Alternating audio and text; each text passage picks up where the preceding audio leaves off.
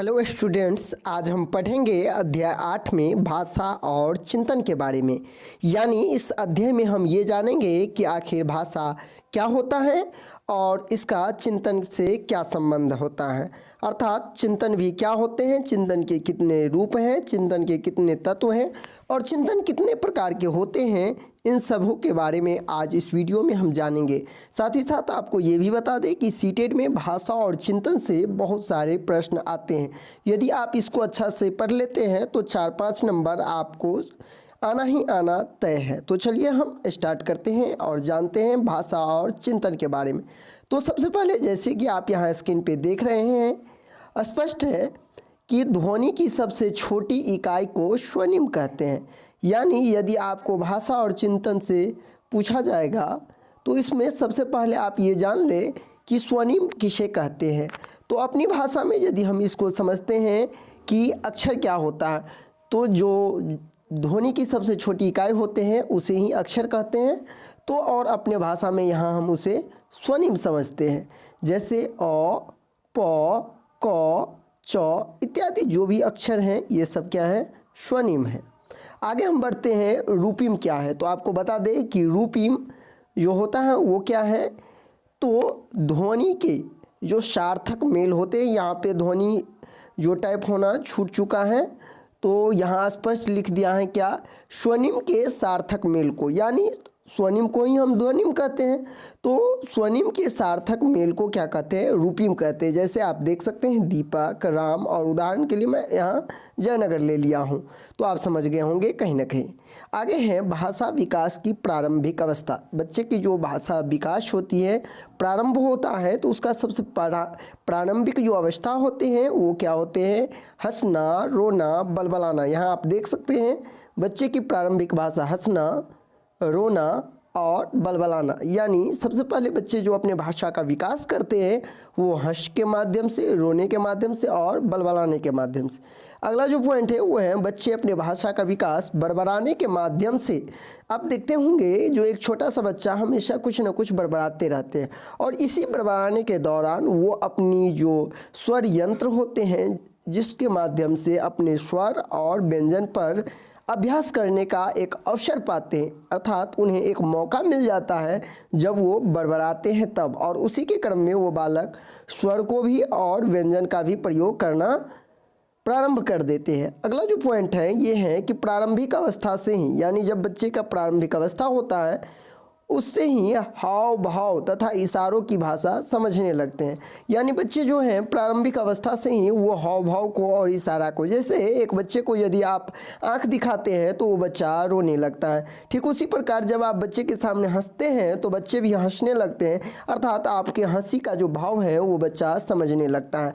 अगला जो पॉइंट है वो बहुत ही इम्पोर्टेंट पॉइंट है और ये सीटेट में बहुत बार पूछा गया है, इसको आप ध्यान रखेंगे। यदि ये पॉइंट है कि भाषा सीखने की क्षमता जन्मजात होती है।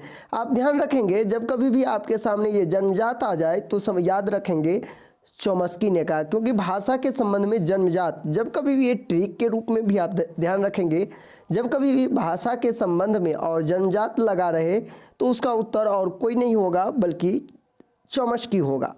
इसके बाद है अगला पॉइंट, जेनरेटिव ग्रामर की संज्ञा। तो याद रखेंगे जेनरेटिव ग्रामर की जो संज्ञा है वो चौमस्की महोदय ने दिया था। चौमस्की जो है भाषा के क्षेत्र में बहुत इनका योगदान है, इसीलिए इसको चौमस्की को आप ध्यान रखेंगे। ये क्या कहा था, जेनरेटिव ग्रामर की संज्ञा के रूप में। चलिए अगला पॉइंट हम देखते हैं, यदि बालक में अपने स्वर यंत्रों पर नियंत्रण नहीं रख पाता है। हम पिछले वीडियो में भी आपको बताए थे कि स्वर यंत्र के अंतर्गत आ जाता है बालक का जो जीभ होता है, वो जीभ होता है, दांत होता है, इसके बाद और भी जो उनका तालु होते हैं, ओठ होते हैं, ये सब क्या है, बालक का स्वर यंत्र है। और यदि इस पर बालक नियंत्रण अपने आप पर जो है कंट्रोल नहीं कर पाते हैं तो फिर उनमें क्या होती है, भाषा का दोष उत्पन्न हो जाता है। जैसे कि कोई बालक सही ढंग से अपने दांत पर उनका जीभ को न सटना, दोनों ओठ को ठीक ढंग से न चिपकना, तो फिर यदि ऐसा नहीं होता है तो बालक में कहीं ना कहीं वो भाषा से संबंधित दोष आ जाएंगे। जैसे कि दोष कौन कौन से आ सकते हैं तो आप स्क्रीन पे देख सकते हैं कि ध्वनि में परिवर्तन होने लगेगा, यानी वो कहना कोई चीज़ और चाह रहा है लेकिन वो कुछ और ही कह देंगे। इसके बाद है अस्पष्ट उच्चारण। उनका उच्चारण जो है वो कभी भी स्पष्ट नहीं होगा। वो बालक हकलाएगा भी और तुतलाएगा भी। साथ ही साथ तीव्र और अस्पष्ट वाणी भी, ये सब क्या है, भाषा से संबंधित दोष को दर्शाता है। यानी आप इसको समझ गए होंगे, जो बालक का जो भाषा दोष होता है वो इन सब चीज़ों से दिखाई देने लगता है। यानी जब कोई बच्चा ध्वनि को परिवर्तन कर रहा है, अस्पष्ट जो उच्चारण कर रहा है, हकला रहा है, तो ये सब जो है क्या है, बालक की भाषा दोष है। चलिए हम बढ़ते हैं अगले पॉइंट की तरफ, और ये है बहुत ही अच्छा पॉइंट, चिंतन। मैंने आपको बताया था कि इस वीडियो में हम चिंतन के बारे में भी बताएंगे। तो चिंतन क्या है, एक मानसिक गतिविधि। जी हाँ, आप समझ गए होंगे, क्योंकि चिंतन में हमारी शारीरिक क्रिया भाग नहीं लेते हैं, इसमें क्या होते हैं तो हमारी मानसिक क्रिया भाग लेती हैं। इसीलिए कैसा एक्टिविटी है, तो मानसिक एक्टिविटी है, अर्थात मानसिक गतिविधि है।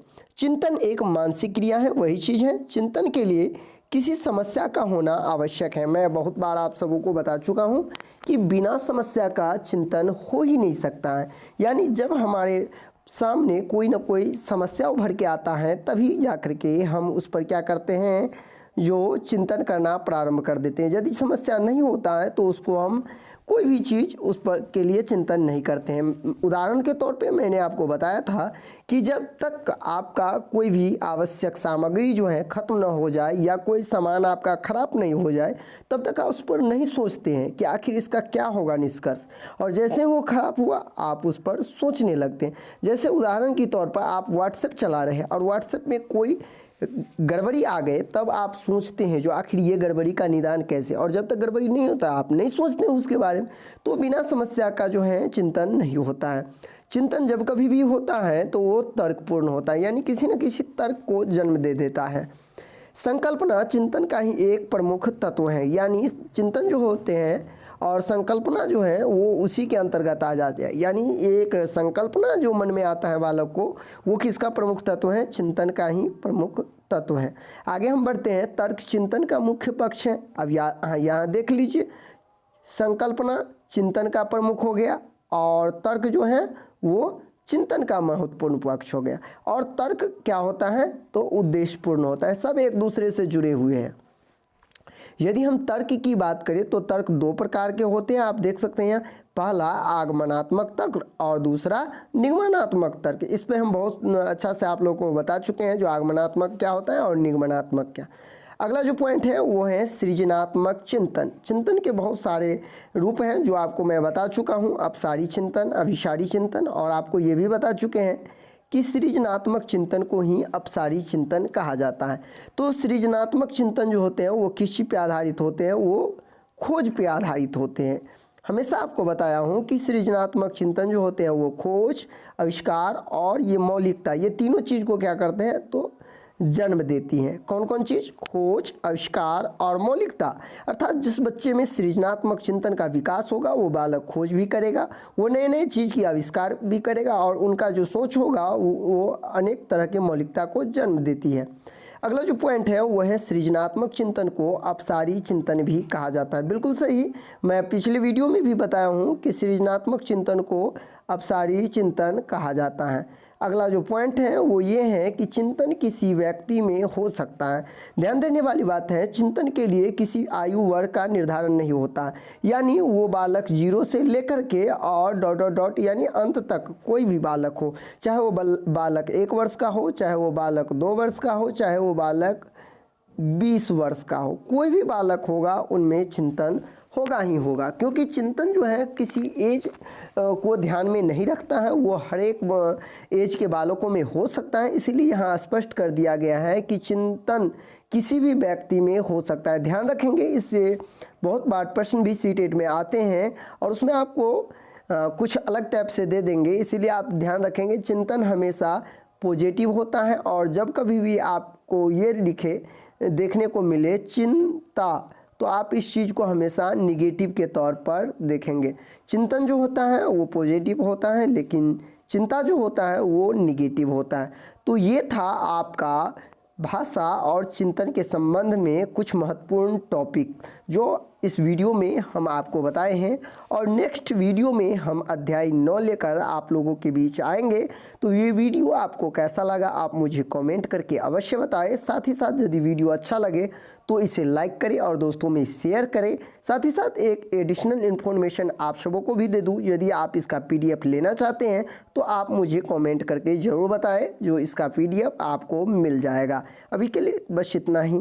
बने रहे मेरे इस YouTube channel CTT success classes पर। धन्यवाद।